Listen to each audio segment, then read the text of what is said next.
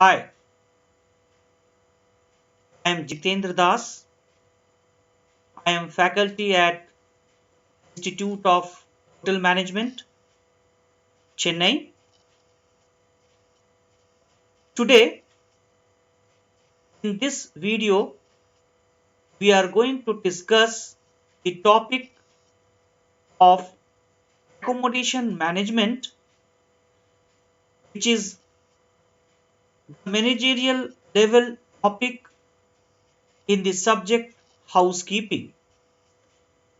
And the topic that I am going to discuss now is planning and organizing the housekeeping department.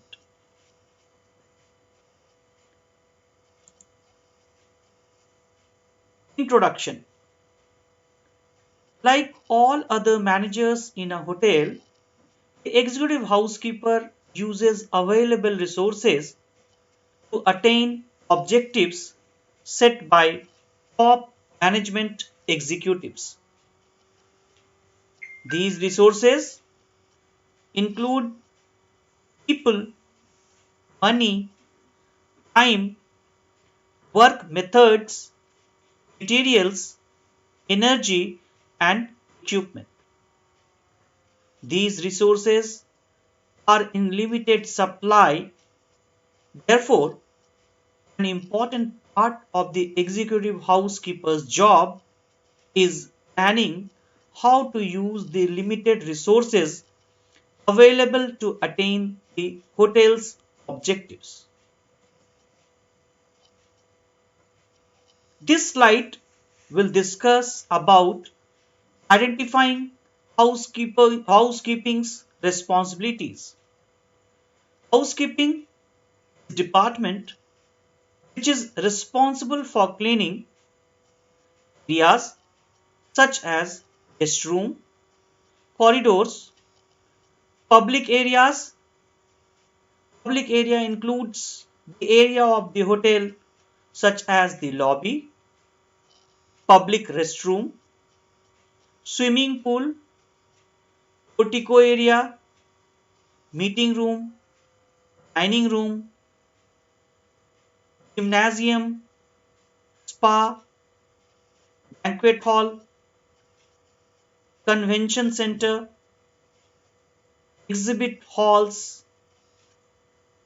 hotel operated shops, and many more areas which is meant for accessibility of the public. Apart from this, the other areas which comes under housekeeping responsibility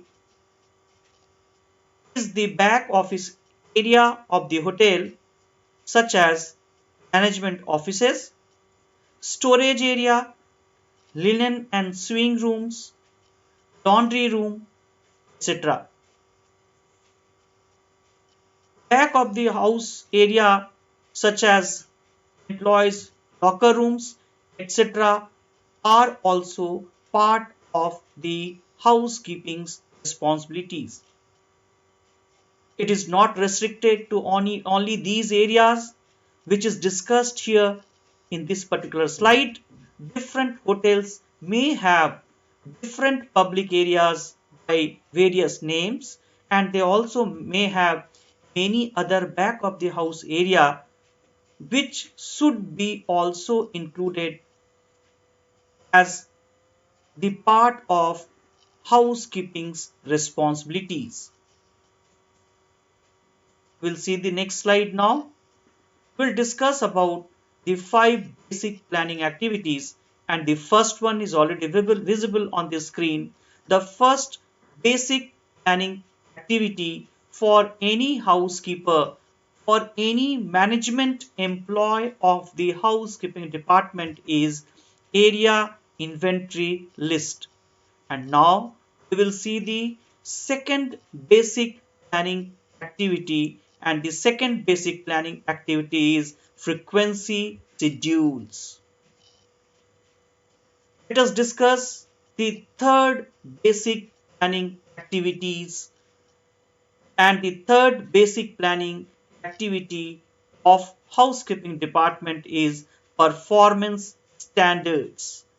This performance standards speaks and reflects the quality of the housekeeping department.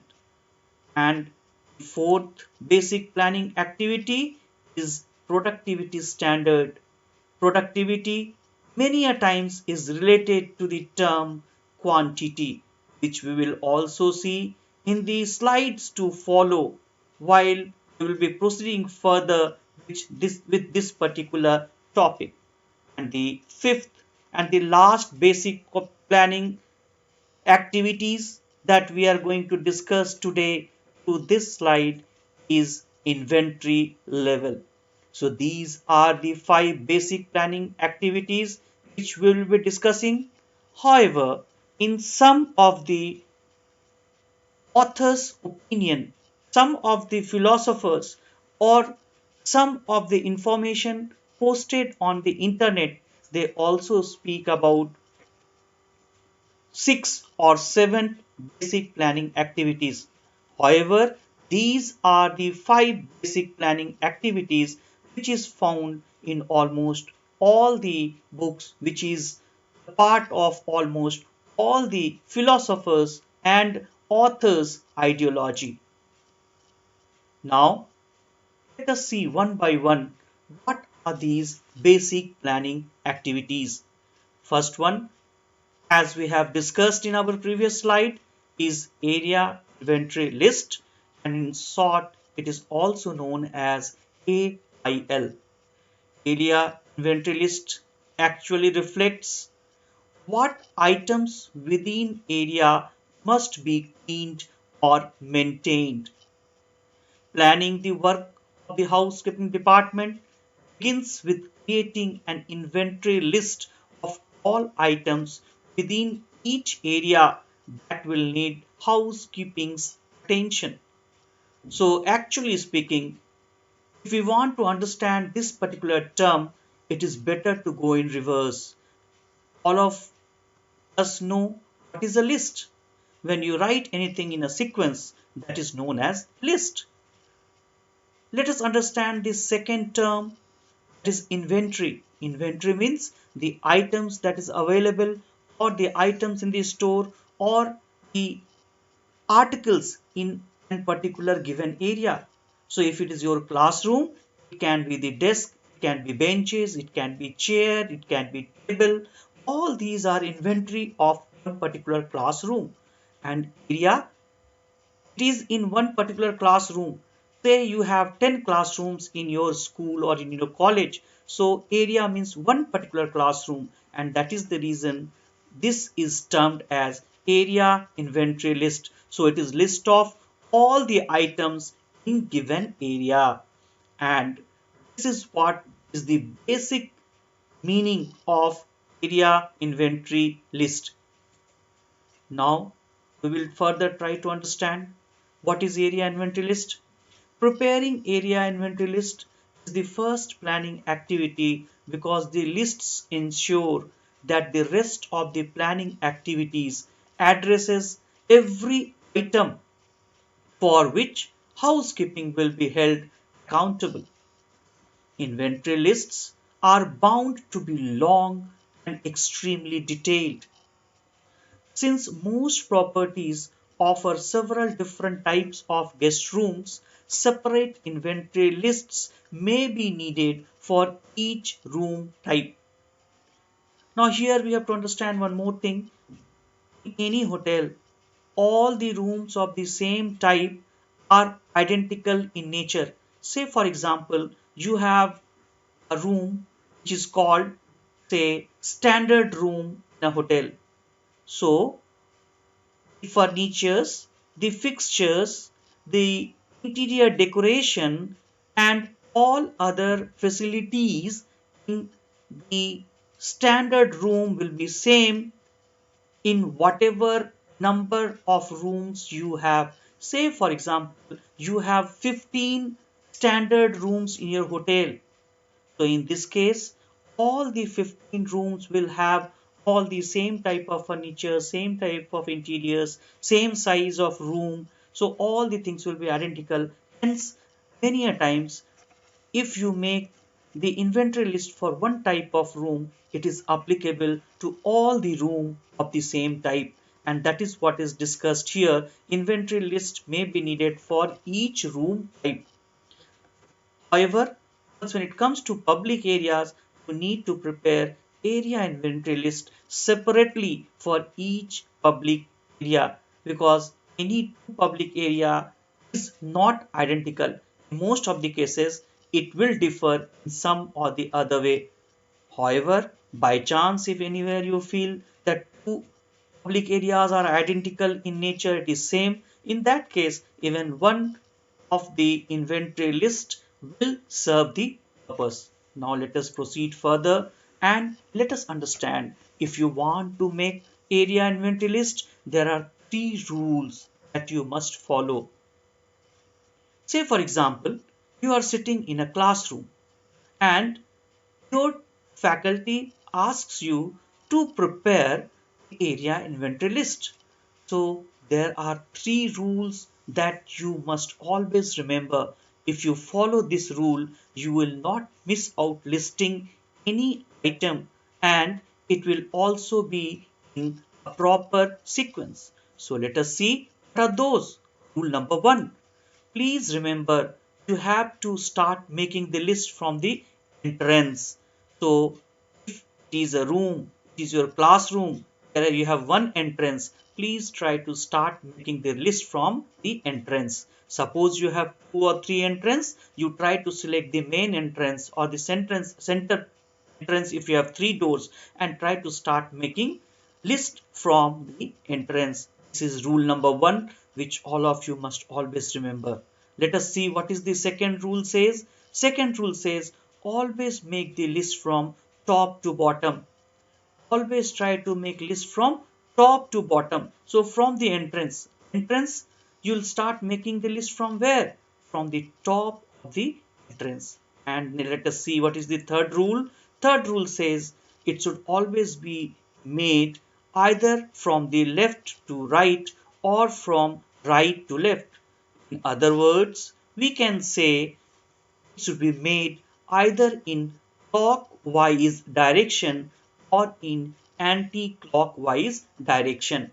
So if you are entering into your classroom, you have one entrance, what you should do, you should always try to start making the list from the entrance, from top to bottom, and either from left to right or from right to left. So you start moving either left or right. So what you do, first note down what is there, the entrance from top to bottom. Then say, for example, you want to do it in clockwise direction. So you move left and then start making the list of all the items from top to bottom, and then complete a circle and then again come back to the door. So in this way, if you make the list, your list will be perfect and you will not miss out noting any item. So please remember, there are three rules in basic planning activities. Area inventory list, which is the first activity of the basic planning for the housekeeping department. But please understand, this list helps a lot to all the housekeepers or other managers to be a successful manager in the hotel or other organizations in future. Now let us quickly go to the next slide and let us understand the format. If you want to make the format, this can be one of the format, and I have taken this format from one of the book. However, you can take format from any source. What is it? This says the list in a sequence as what are the items. Just we were discussing about the rules. So on the basis of rule, this kind of list has been made. You can see here door, but door, it is not only door. You have to go into details of it. Door may have lock, door may have chains, door may have the stops or the stoppers, so that is also to be noted down. Then you can see lights, switches, ceiling, wall, floor tile. So in this way, you have to actually make a list in sequence, and it should be a detailed list. It should be a detailed list. Actually speaking further, you also must write door is made up of which particular material. Is it a wooden door made up of wood, or made up of steel, or made up of aluminum, or made up of glass? So that will help you further in analyzing the requirements for cleaning. It will also help you in understanding and preparing the standard operating procedure. This will also help you in understanding how much time it will take for a room boy to clean that particular door which is of a particular material. So in this way, it is always better to have a exhaustive list. So with this, we have completed discussing about the first basic planning activities, that was area inventory list. Now we are into this slide where we'll be discussing about the frequency schedule. Frequency schedule, it explains, or it is defined as how often must the items within this area be cleaned or maintained. So the items which you have listed down in the previous slide, in the first basic planning activities, that is area inventory list, now you decide how often those items must be cleaned, and see how it is linked, how it is integrated with the previous basic planning activities. And if you understand the basic planning activities properly, really you are going to be a great and a successful housekeeper, which will reflect the qualities of a good leader in you.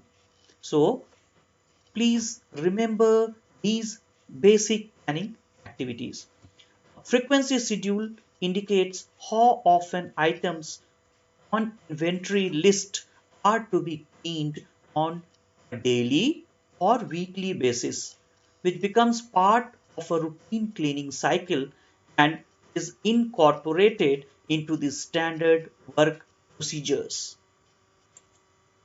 Let us see what is there in the second slide, the next slide of the frequency schedule. Here it says other items which must be cleaned or maintained bi-weekly, monthly, bi-monthly, or according to some other cycle, which could be the decision of the housekeeper. Reason is on the basis of the geographical location, on the basis of the climatic condition of the area, these things may differ. So other items are inspected on a daily or weekly basis, but they become of the general or the deep cleaning program and are scheduled as special cleaning projects. Now, frequency schedule, it can be daily, it can be once, twice, or thrice daily. Frequency of items can be, the cleaning can be done twice in a week, thrice in a week, or on once in a week. It can be done on fortnightly basis, maybe once in a 15 days. It can be done on monthly basis. It can be done bi-monthly.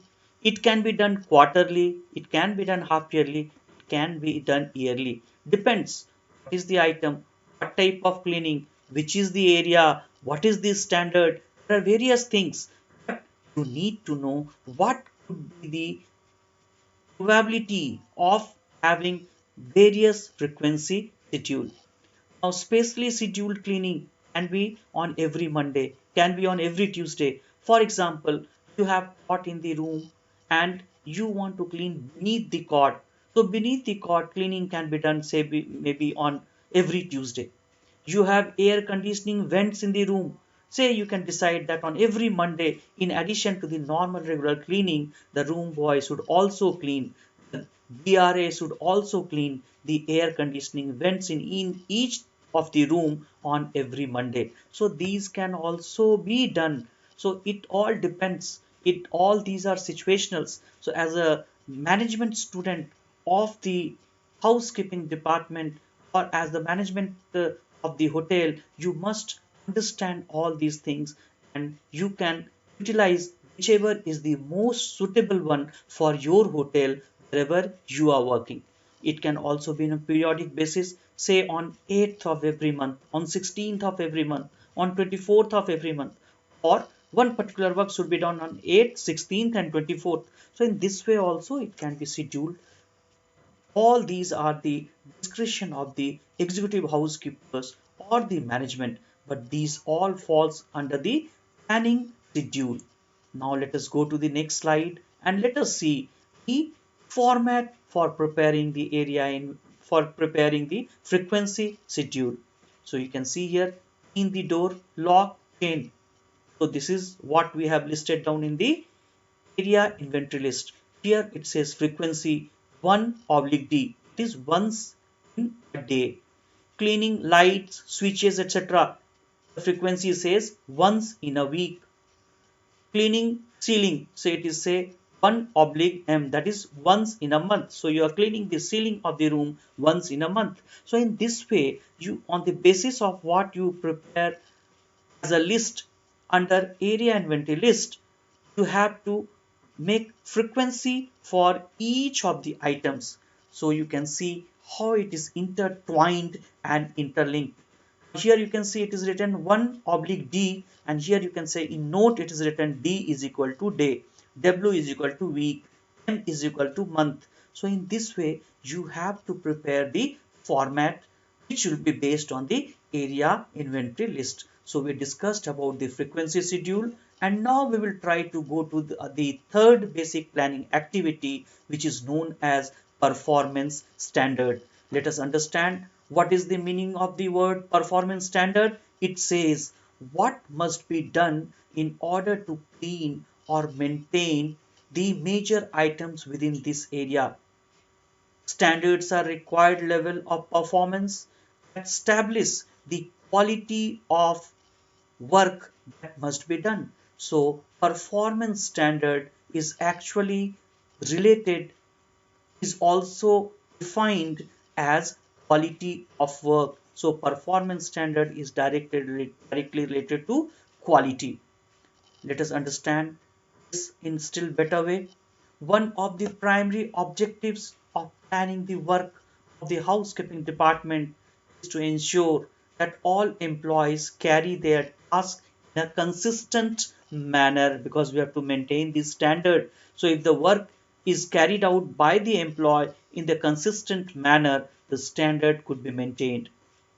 The keys to consistency are the performance standard, which the executive housekeeper develops, communicates, and manages. So if housekeeper knows what are the actual standards that is to be maintained, housekeeper also need to develop it, communicate it, and then manage it. Reason is, whenever a guest comes to any hotel, they would come to a hotel because of its standard. Demand of the hotel is because of its standard. Now let us understand further. Performance standards are communicated through ongoing training programs. In previous line we have seen here that it is communicated, it is to be communicated to the employees. How the standards will be communicated? It will be communicated through the training programs, and that is why many training programs are to be organized by the housekeeper for the existing employees as well as for the new employees. Especially for new employees, it is essential so that we can define, the housekeepers can tell them what are the standards and how it is to be achieved. That is why whenever any new employee or any new trainee joins a hotel, first they are given training and then they are asked to be inducted for the actual work in the field or on the floors or different public areas. Well written standards are useless unless they are applied. So it is not only duty of the housekeeper to write the standard and then keep it in a shelf to accumulate dust. It is the duty of the housekeeper to write the standard, but also to adopt it, apply it, and then manage it. Let us see what is there in the next slide. Further, it continues. It says managing standards means ensuring conformity to the standards by constant inspection. So it is essential that housekeeper must inspect all the work which is being carried out, and inspection is also done to support the housekeeper by the supervisors. In other words, I'll say supervisors will be inspecting the work performed by the room boys or the GRAs, and many a times performance of the room boys and in some cases performance of the supervisors are also inspected by the housekeeping managers or some other senior person. Many a times housekeeper herself or himself will be in round to inspect the standards of the hotel. Experienced housekeepers know the truth of the attach. Daily inspections and periodic evaluations should be followed up with specific on the job coaching and retraining. Many times retraining, many times specific on the job coaching. Suppose you are going there for inspection as a housekeeper and you need to coach them for something, you need to do that. If you feel it is required to retrain the employees, you also need to arrange for retraining. All these are the duties of the executive housekeeper or the management. This ensures that all employees are constantly performing their task in the most efficient and effective manner. And if all of them they perform their task efficiently and effectively, definitely the standard of the hotel will be maintained in a perfect and a proper manner. Now, performance standard can be achieved when cleaning methods are correctly selected. So it is the duty of the housekeeper to select the proper cleaning method. Ideal cleaning agents are to be selected by the housekeeper. So the method should be proper. The cleaning agent should also be appropriate. Appropriate cleaning equipments are to be used. So cleaning equipments selection is also of great importance. Cleaning tasks are carried out at required frequency. That means the frequency of cleaning is also of great importance. All the employees carry out their work in consistent manner. So human resources management is again a great duty of the housekeeper in any hotel. Time and motion studies are periodically carried out to know are these standards being achieved, how the methods or the processes can be modified if required. So in this particular slide, there are few important things which a housekeeper always note. That is, they should adopt proper cleaning method, should have proper cleaning agent, should have appropriate cleaning equipment, and the cleaning task should be carried out as per the required frequencies, and there should be consistency in the work that these employees are performing, and time and motion studies should be done on periodic basis. So if these are done in any hotel, performance standard will be maintained, achieved, and can be managed and also supervised by the housekeeper in a proper manner. Now let us go to the format for the performance standard.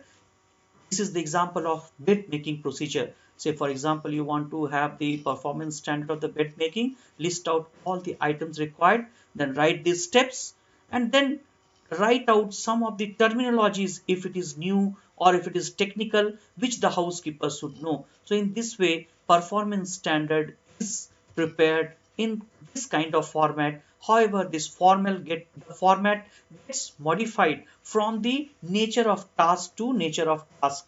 But this is just one example how the format for the performance standard could be designed by the housekeeper. Let us go to the next point now. And the fourth component of the basic planning activity is productivity standard. And productivity standard is actually linked with quantity. However, let us understand what is productivity standard. Productivity standard says how long should it take an employee to perform an assigned task. Please recall, first we made the list and that was area inventory list. In second planning activities, we decided how many times that particular item is to be cleaned. That was frequency schedule, the second basic planning activities. And third one, in previous slides, we have discussed about the performance standard, which says we have discussed what are the items, we have discussed what is the frequency, that is how many times it is to be cleaned. So in third one, performance standard, we decided how it is to be cleaned. And in fourth one, that is in this productivity standard, we are discussing how long will it take for an employee to complete that given task. Just see how all these are intertwined and interlinked. And productivity standard many times is also related with the term quantity. Let us see next slide of productivity standard. Productivity standards must be determined in order to properly staff the department within the limitation established by the hotel's operating budget. So we have to keep the budget in mind. We cannot go on demanding the employee. We cannot go on asking for more and more money. That also is not possible. So as a housekeeper, you have to understand how to achieve, how to get the productivity with the available resources. When determining realistic productivity standard, an experienced executive housekeeper does not have to carry around the measuring tape, stopwatch, and clipboard and conduct time and motion study on all the tasks necessary to clean and maintain each item in area inventory list. Now, if you are a new person, if you are joining housekeeping department as a housekeeper for first time, or if you are joining a new hotel, in that case you may need to do time and motion study for each task or each activity which is to be carried out by your employees. If you are an experienced housekeeper, in that case your experience can also determine what will be the productivity standard. So it depends. If a housekeeper is experienced, he or she did not go for time and motion study. However, you must understand what is time and motion study, and this we will discuss as the next topic on some other video of the YouTube. Now, let us go to the next slide on productivity standard. Here it discusses the several factors which can influence the productivity standard. Now we told it is about time. We discussed just now. Productivity standard says how long it will take for an employee to complete a task, but it will differ from organization to organization, from type of property to type of property, and how it will differ. What are the factors which will determine the productivity standards? Let us see type and the age of the property.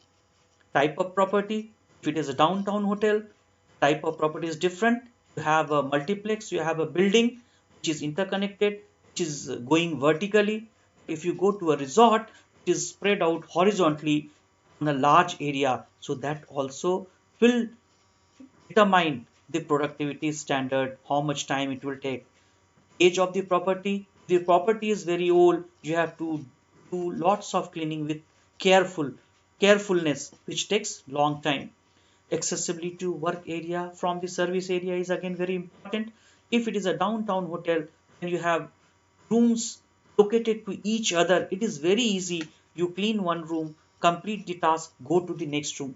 But suppose you are working in a resort and you are responsible for cleaning various cottages. The distance between one cottage to other cottage may be of say 50 meters. So you will need also the time to walk or to move from cottage 1 to cottage 2 or from cottage A to cottage B, and hence the total time required to complete the task will be more. So productivity will also differ if the accessibility to the work area is different. Amount of traffic in the work area. Say for example, you are going to clean the public area. Say you want to clean the lobby and suddenly there is a group check-in and the lobby is filled with all the guests. So that also will differ. That also will design. That also will decide what is the productivity standard for cleaning that particular area. The function of the work area. What is the type of the function of the area? Expected standard of the cleaning. Yes, it also depends on what is the standard of the hotel, what type of cleaning standards you want to achieve. Then the types of services involved. Different services may need different cleaning agents, different cleaning equipment, and different methods. And if the cleaning agent is different, cleaning equipment is different, or the method is different, if all are different or any one of these are different, in that case also productivity standard will differ. The degree and the type of soiling also decides about the productivity standard. Frequency of cleaning is again one of the major part which we have also discussed as the second basic planning activity. And definitely the quality of employee. If the person who is working is very slow, he will take more time. If a person is fast, he can complete more area in less time. So all these are several factors which can influence the productivity standard. Now let us understand, let us assume that hotel offering mid-range service, executive housekeeper determines that a room attendant can meet performance standard and clean a typical guest room in approximately 30 minutes, calculated by the time and motion study, or it can be determined also based on the housekeeper's experience. So this is an example. If this is the case, what will be the productivity of an employee? So let us see the example, and here you can see how the productivity can be calculated. Now let us assume first step, time taken, the assumption is time taken to service one guest room by the GRA as per the performance standard set using time and motion study, or could be on the basis of the experience of the housekeeper. We are assuming that in that particular hotel it takes 30 minutes for an employee to service one guest room in morning shift. The second step, also should know the total shift timing, and here we have assumed that you have a shift of 9 hours. Now here it is in minute, here it is in hour, so we have to convert this 9 hours into minutes. So that is the reason we have multiplied 9 hours by 60 minutes. So the total time that a room boy is having in this 9 hours in the hotel is 540 minutes. But in third step, we will see that the person will not be working for full 9 hours when he is there in the duty, because they need to have all these things done within that particular 9 hours. What are those? He or she may have to attend briefing. That can be for say around 15 minutes. He or she will go for a tea break, coffee break. This may be for say around 20 minutes. These are all just assumptions. If any of these are differing, your answer will also differ. The person may go for the lunch break and say in the hotel the lunch break is for say 30 minutes. It can also be 40-45 minutes, that you can decide as a housekeeper. And during debriefing, the employee has to be there in the debriefing session for about 10 minutes. So what is happening? Although the employee is present in the hotel for 9 hours, that is 540 minutes, for this 75 minutes he or she is actually not working. That means he is not productive during this particular time. So whatever is the total time, you have to subtract the timing which is taken as the break timings. So out of 540 minutes, person is not working, person is not productive for 75 minutes. That means what? Out of 9 hours or 540 minutes, person is productive, the room boy is productive only for 465 minutes. Now number of rooms to be cleaned by GRA in one day, the morning shift, is obtained by dividing the time available for servicing the guest room by the time required to service one guest room. So here by default we have taken that one person will take on an average 30 minutes to service a guest room in morning shift, because in afternoon shift the nature of work is different, time taken could be different. In night shift the nature of work could be different, time taken could be different. So we have to calculate it accordingly according to the shift. Here we are discussing the example of morning shift. Now what is happening, if this particular person who is there in the hotel is actually productive, is actually working for 465 minutes, we have to understand that that person can actually clean 15.5 rooms or 16 rooms. Right? He is taking 30 minutes to clean one room. Once you divide 465 by 30, you get 15.5. That means on an average, that person can clean 16 rooms. So what is the productivity of that particular employee? The productivity standard of the GRA is 16 rooms for 9 shift, and this is how the productivity could be calculated. This is of great importance, and this will help you also in calculating the requirement of employees in hotel. Here we are discussing about the housekeeping department. Here we are discussing about the guest room. This could also be applicable to various other departments with little bit of modification.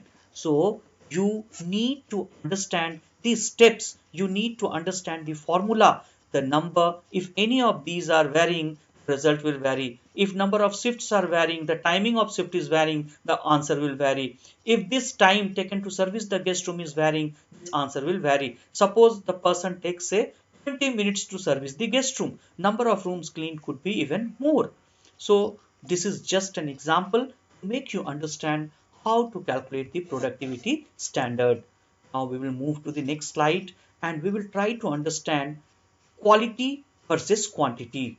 We try to understand performance standard versus the productivity standard. Quality and quantity can be two sides of a double-edged sword. On one side, if the quality expectations, is the performance standards are set too high, the quantity of the work that can be done accordingly may be unacceptably low. On the other side, if performance standards are set too low, the quantity of work that can be done accordingly will be unexpectedly high. At first, the management may be delighted because you are getting more work done in less time. However, as the complaints from the guests increases, because if the person is doing the work very fast and not attending the works properly, he is not attentive, the standard of the hotels will go down. So management may be very happy initially, later on if the standard is not there, guests will complain, and if the guest increases their complaint, the property begins to reflect neglected, or it reflects the neglect of the employees, and the management may once again wield the double-edged sword. That means as a housekeeper you have to be very careful. You have to maintain both the quality and quantity with the available resources. This time, they may choose to replace the executive housekeeper when if you are either increasing the quality or increasing the quantity. So as a housekeeper, you must be very careful. You must be a balancing person with the available resources. So if you are not doing that, what is going to happen? That is going to be a different situation for you where you may be asked to leave the job. So that is the reason you must understand all these things properly. Now let us move to the next slide where we'll also try to understand this slide what is the relationship between the performance and the productivity standard. The challenge is to effectively balance performance standard and productivity standard. Quality and quantity need not be double-edged sword. Instead, each can serve to check and balance the other. Concern for productivity may not necessarily lower performance standard. It can sharpen and refine current work methods and procedure. Now let us go to the next point, that is the last basic planning activities, the fifth point. And the last or the fifth basic planning activities that we are going to discuss in this particular video is equipment and supply inventory level. So basically it speaks about the inventory level. What is inventory level? What amount of equipment and supplies will be needed in order for the housekeeping staff to meet performance and productivity standard. Now after planning what must be done or how the tasks are to be performed, and how much time is required to complete the task, the executive housekeeper must ensure that employees have the necessary equipment and supplies to get their job done. And in this inventory level, housekeeper decides what are the necessary requirement for the equipment, cleaning agents, the cleaning equipment, and other necessary requirement. Let us go to the next slide and further get more clarification on inventory level. Inventory level ensures smooth daily housekeeping activities and forms the basis for planning an effective purchasing system. A purchasing system must consistently maintain the needed amounts of items stored within inventories and controlled by the housekeeping department. Essentially, the executive housekeeper is responsible for two types of inventories. One type of store item which are recycled and the during the course of hotel operations. Say recycled during the course of hotel operations. What are those items? Examples could be bed sheets, machines, etc. And the other type of store items, that is non-recyclable items such as soap, shampoo, cleaning agents, etc. So here, if you want to design, if you want to decide about the inventory level, you must understand there are two types of inventory level. One is recycled and other is non-recycled or recyclable and non-recyclable. We have also understood the examples. So once you are giving a soap to the guest, you cannot go give the same soap to some other guest. That means it is non-recyclable. It cannot be reused. It cannot be recycled. Whereas once you are putting a bed sheet into the guest room, once one guest is vacating or he or she is utilizing the bed sheet goes to the laundry, cleaning is done, and then the same bed sheets can be reused for the other guest, provided the bedsheet is not torn or it is not having any type of stains in the bedsheet. So this is the basic difference between the recycled and non-recycled inventories. Now let us again discuss in detail about the recycled inventories. Recycled inventories include linen, most equipment items, and some guest supplies, room attendant carts, vacuum cleaners, carpet shampooers, floor buffers, and many other items. These are just indicative. All the items that can be used twice or more than twice, we call it as recycled inventories. Recycled waste supplies include items such as iron, ironing boards, bibs, etc. that guests may need during the course of their stay. Now we will go to the next slide and we'll discuss about the non-recycled inventories. Non-recycled items are consumed or used up during routine activities of the housekeeping department. Non-recycled inventories include cleaning supplies, guest room supplies such as bath soap, and guest amenities which may range from toothbrushes to shampoos and conditioners and many other items. Let us move to the next slide now, and we have to understand that due to the limited storage facilities, the executive housekeeper must establish reasonable inventory level for both recyclable and non-recyclable inventories or items. What does it mean? Housekeeper cannot store as many items as he or she wants. There should be a process how it is to be stored, how much to be stored. So it is the housekeeper who has to have the items which is reasonable in nature. So he or she should ensure to have a regional he or she will should always establish to have a reasonable inventory level. We need to understand these two terms, minimum quantity and maximum quantity, because once when we speak about this term reasonable, then how reasonable the person should be, how a housekeeper will decide what could be the minimum or what could be the maximum. So there also it is discussed here in a proper manner. The minimum quantity is the fewest number of purchase unit that should be in stock at any time. The inventory level should never fall below the minimum quantity. We'll also try to understand using one formula in the slides to come. So if you wait for a few moments, try to understand this in still better way through a formula. Next, let us understand the maximum quantity. Maximum quantity is the greatest number of purchase unit that should be in stock at any time. It must be inconsistent with available storage space and no overstocked inventory. That means we need to purchase the item which can be stored, which can be accommodated, it can be over ordered. It is not possible. So what is that maximum quantity that the housekeeper must try to order for? Now the shelf life of an item also affects the maximum quantity of purchase unit that can be stored. Let us understand this particular slide about the R, and as we were saying in the previous slide, we'll try to understand the quantity, the minimum quantity also through the formula. Now, first let us understand what is PAR, which you must have studied in your previous semesters as well. For recycle inventories, multiple of the standard quantity of a particular item that must be on hand to support day-to-day housekeeping functions is known as the PAR.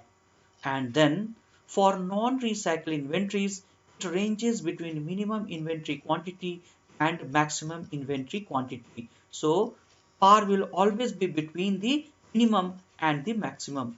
Now the minimum quantity are established based on the rate of consumption over certain period of time, and we can use this formula to calculate the minimum quantity. So what is the formula? Minimum quantity is equal to lead time quantity plus the safety stock level. We'll also try to understand in our next slide what is this lead time, what is this safety stock. We'll try to go to next slide and we'll try to understand about it. Here you can see lead time, items that are used up between the time that a supply order is placed and the time that the order is received in the hand is known as lead time. So it is the time between the supply order. So you have put an indent, you have given requisition to your store telling I want these items.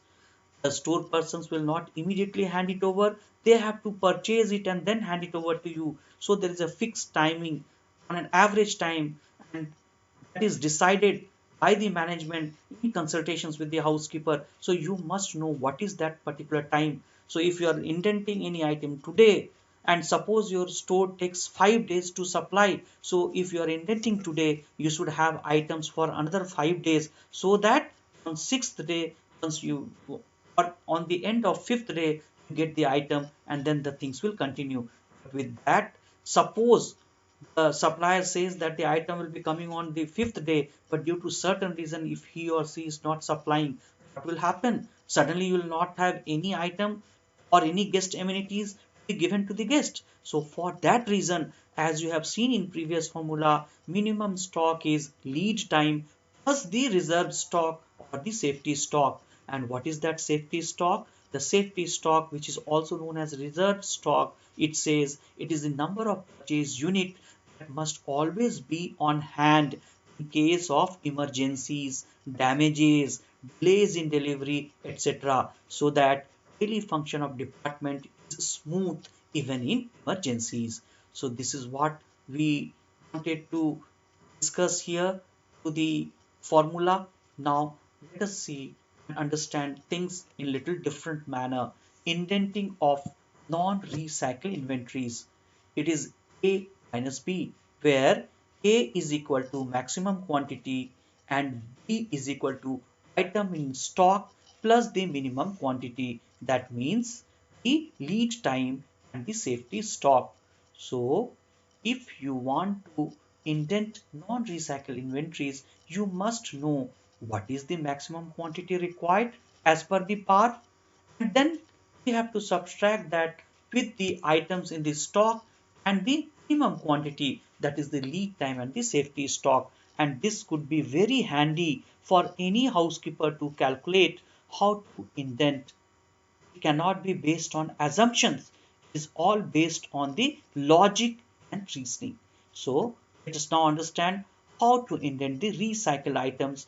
Here we have taken it at C minus D, where C is equal to par level. Par level is the total maximum number of items required, and D is equal to number of items discarded or unserviceable.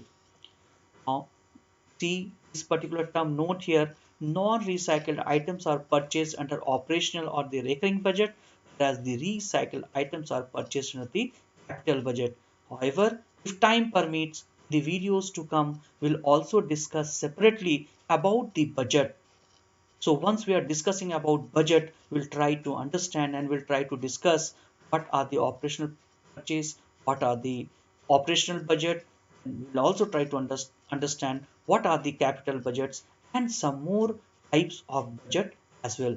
Now let us proceed further, and the class discussion is over with this particular slide. I thank you all for time and hope this would have been of at least some help to you all in understanding what are the basic planning activities. Thank you. Wish you all a comfortable and a happy learning ahead.